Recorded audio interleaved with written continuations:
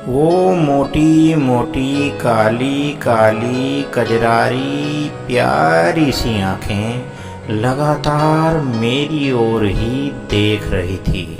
उन आंखों में बसी अजीब सी बेचैनी और गजब की मासूमियत लगातार आंसुओं की बूंदों में बदलकर छलछला रही थी। वे छलछलाती आंखें मुझसे सवाल पूछ रही थी कि आखिर मेरा क्या दोष है, मेरे साथ ऐसा क्यों किया जा रहा है। सचमुच उसका कोई दोष नहीं था। इंसान की फितरत ही कुछ ऐसी होती है कि एहसान किसी का मानते नहीं और मतलब निकल जाए तो पहचानते नहीं। उसके साथ भी कुछ ऐसा ही हो रहा था। इसलिए मैं उसे इस अनजान वीराने में छोड़ कर जाने के लिए मजबूर था। कई खूबसूरत यादगार लम्हे मेरी आंखों के सामने नाचे और फिर शून्य में कहीं विलीन हो गए। एकाएक मेरे चेहरे पर कठोरता छाती चली गई। मैं तेजी से दूसरी ओर पलटा और उसके शब्दों को अनसुना करते हुए लंबे लंबे कदम बढ़ाते हुए उससे दूर जाता चला गया।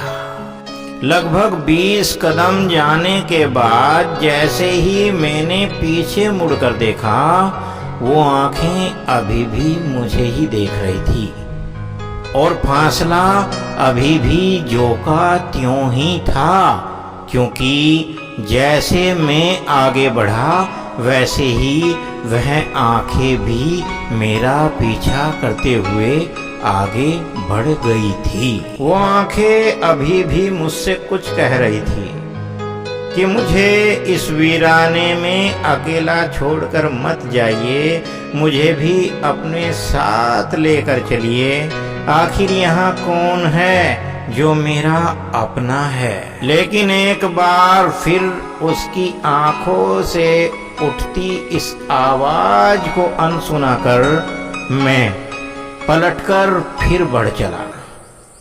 इस बार मेरे पीछे किसी कदम की आहट सुनाई नहीं पड़ रही थी। सुनाई पड़ी तो एक तेज चीख।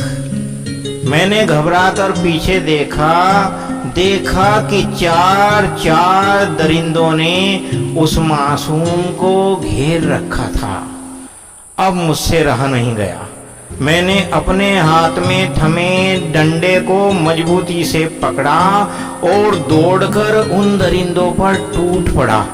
थोड़ी ही देर बाद वो चारों दरिंदे दुम दबाकर वहां से भाग खड़े हुए।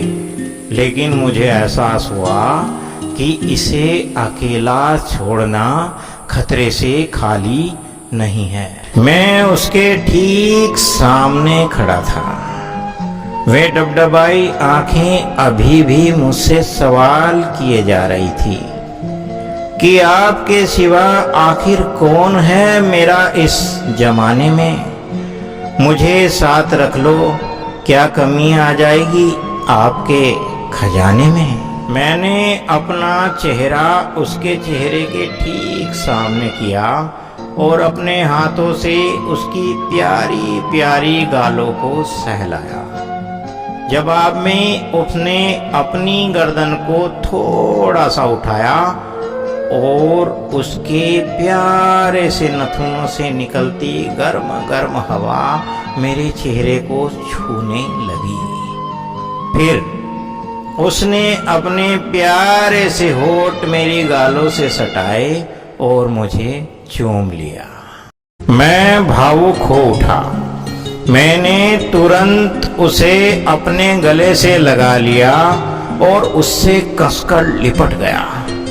मेरी आंखों से लगातार आंसू बह रहे थे, लेकिन मुझे एहसास हुआ कि अब उसे कोई उम्मीद बंध चुकी थी, इसलिए उसकी आंखों के आंसू बंद हो चुके थे। मैं उसे अपने साथ घर ले आया।